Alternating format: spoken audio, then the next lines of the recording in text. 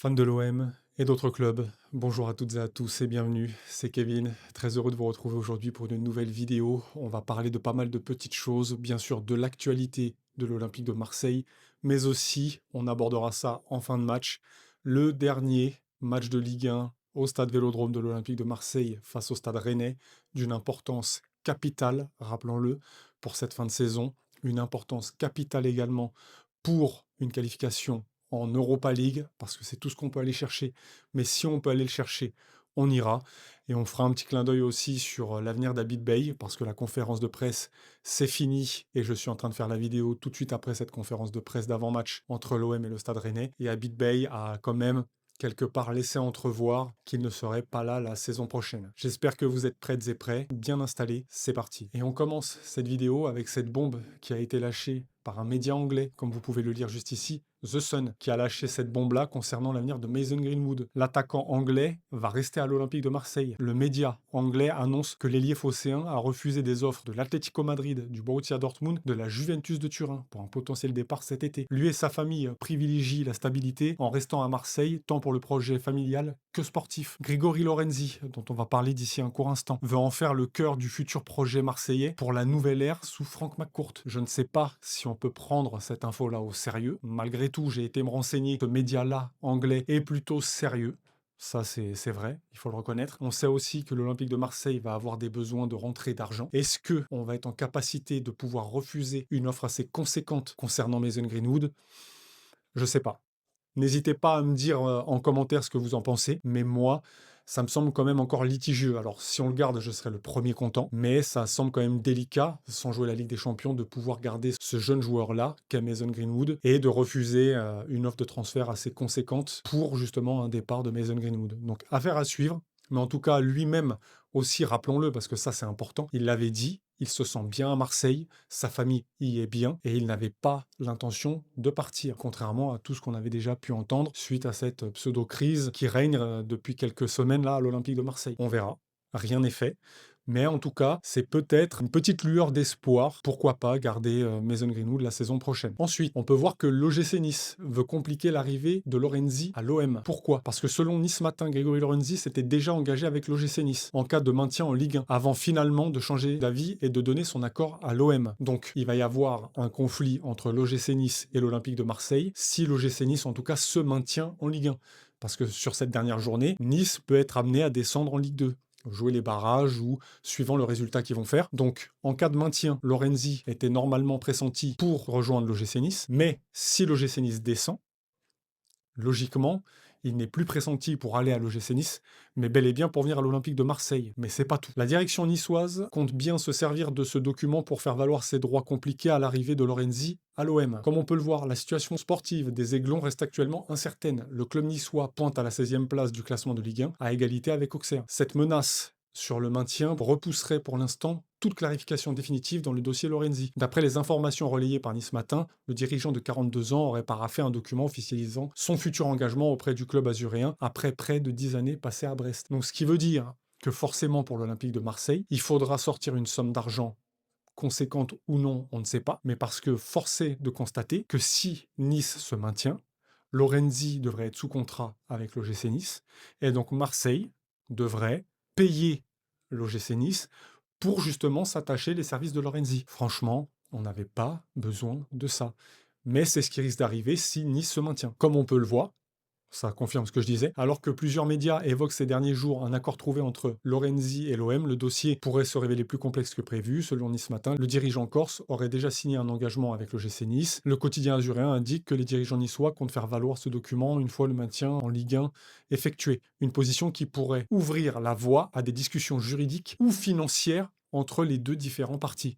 Donc, c'est bien ce que je disais, c'était à prévoir. Si Nice se maintient, Lorenzi devra aller à l'OGC Nice. Et si Marseille veut s'approprier les services de Grégory Lorenzi, Marseille devra débourser une certaine somme convenue avec l'OGC Nice pour s'attacher justement les services de Grégory Lorenzi. Donc au final, nous, ça bien sûr, ce sont des éléments que l'on ignore, on ne pouvait pas le savoir, on ne pouvait pas le prévoir, mais en tout cas, c'est un petit couac dans ce dossier-là, et force est de constater également que l'arrivée de Lorenzi ne se fera pas de suite. Donc il faudra attendre, malheureusement, C'est les joies du foot, hein, c'est les joies des actualités, c'est aussi, les joies des surprises, hein, comme on peut le constater, parce que ça, personne l'avait vu venir, mais en tout cas, il faudra faire avec. Ensuite, on va parler un peu équipe de France, parce que Didier Deschamps a officialisé la liste des joueurs présents pour la Coupe du monde de l'équipe de France, et comme on peut le constater, aucun joueur de l'OM dans la liste des Bleus de Didier Deschamps. Forcément. Est-ce qu'on pouvait imaginer un seul instant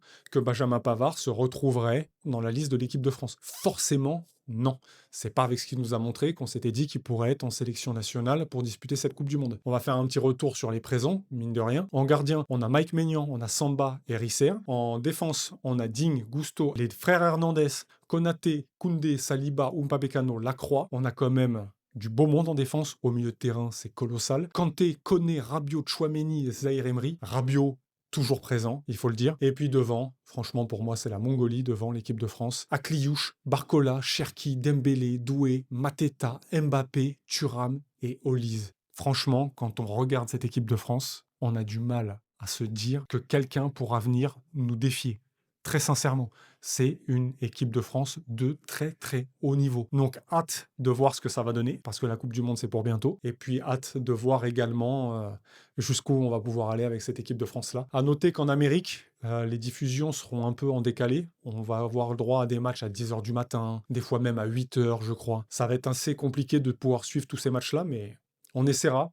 J'essaierai aussi de faire des débriefs sur les matchs de l'équipe de France. N'hésitez pas à me dire d'ailleurs si vous souhaitez voir de mes débriefs sur les matchs de l'équipe de France. Moi, en tout cas, ça me dit bien. N'hésitez pas à me dire si ça vous donne l'envie de voir mes débriefs. Mais en tout cas, ça pourrait être sympa de débriefer les matchs de la Coupe du Monde. Donc n'hésitez pas à me donner vos avis en commentaire. Ensuite, on va se jeter un peu plus dans ce match contre le Stade Rennais qui nous attend dimanche. Parce que comme on peut le voir au classement, nous sommes actuellement 6e. Et Rennes est 5e. Et pourquoi ce match va être très compliqué? Parce que nous, en tant qu'Olympique de Marseille, on va jouer pour chipper cette 5e place-là au Stade Rennais et se qualifier pour une potentielle Europa League. Mais Rennes, ils jouent, eux, dans une autre cour, parce que comme vous pouvez le voir au classement, avec 59 points, ils sont à seulement 2 points de la 3e place et à seulement 1 point de la 4e. C'est-à-dire que Rennes va jouer son avenir européen en Ligue des Champions. Donc on va avoir sûrement une équipe de Rennes qui va venir au Vélodrome pour obtenir un résultat en vue de se qualifier pour la Ligue des Champions. On a deux objectifs totalement différents. L'Olympique de Marseille, c'est l'Europa League. Le Stade Rennais, c'est la Ligue des Champions. En tout cas, ça va être un match, je pense, très ouvert. On risque d'avoir des buts. Et pour ce match-là, moi, je décide d'aligner cette équipe-là avec Rouli dans les buts, 4-2-3-1 classique comme il procède habituellement à BitBay, Timothy Weah, Balerdi, Medina, Emerson derrière. Dans l'axe du milieu de terrain, comme d'habitude, Nadi, Højbjerg, Timber en 10, avec aussi un rôle de repli défensif pour venir soutenir ce milieu de terrain-là. Et devant, Greenwood, Peixao, Aubameyang. Parce que oui, c'est l'info du jour. Abid l'a dit en conférence de presse, Aubameyang est de retour dans le groupe. Et franchement, je pense que Aubameyang va avoir à cœur de se montrer. Il va être revanchard, il va avoir envie de montrer qu'il est indispensable à notre équipe. Je pense aussi qu'avec ce qui s'est passé, ça a dû l'atteindre.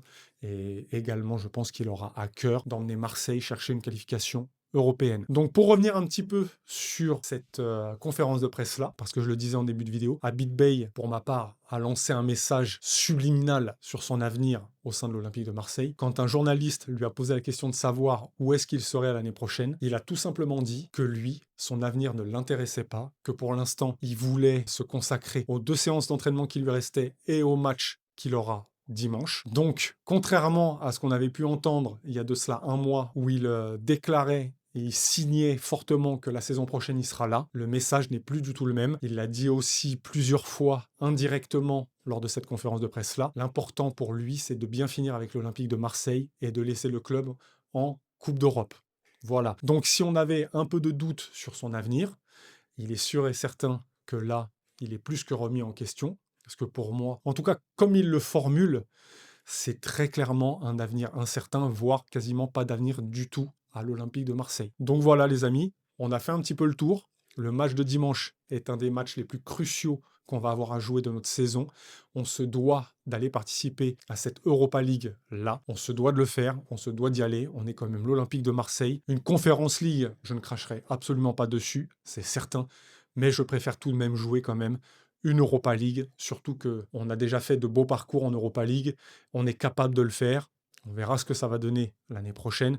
Mais moi, je vois cette Europa League-là d'un très bon œil et j'ai très envie de voir mon Olympique de Marseille aller jouer cette compétition-là et aller nous faire un beau parcours, une petite demi-finale, voire une finale avec un exploit. Pourquoi pas nous refaire vivre des émotions comme en 2018. On avait vibré. Alors tous les supporters de l'Olympique de Marseille qui se plaignent, qui ne veulent pas jouer cette compétition-là, arrêtez à un moment donné, s'il vous plaît, les gars. On a vibré en 2018 comme on avait vibré en 2004. On aime l'Olympique de Marseille. C'est un club européen. C'est un club qui aime jouer les compétitions européennes et qui se doit de les jouer. Conference League, Europa League ou Ligue des Champions, c'est une compétition européenne. Il faut y aller et il faut la jouer à 100%. Et si on peut revivre des émotions comme en 2018, comme en 2004, moi, personnellement, je ne m'en priverai pas. Voilà, les amis. En tout cas, la vidéo va s'arrêter là. On se retrouvera bien sûr dimanche pour la vidéo débrief à chaud de ce match entre l'Olympique de Marseille et le Stade Rennais. N'hésitez pas à me dire ce que vous avez pensé de cette vidéo dans les commentaires. N'hésitez pas également à liker et à partager et à vous abonner si vous n'êtes toujours pas abonné parce que ça donne de la force et ça fait énormément plaisir. D'ici là, n'oubliez pas, pour le meilleur et pour le pire, dans la victoire comme dans les défaites, encore et pour toujours, allez l'OM.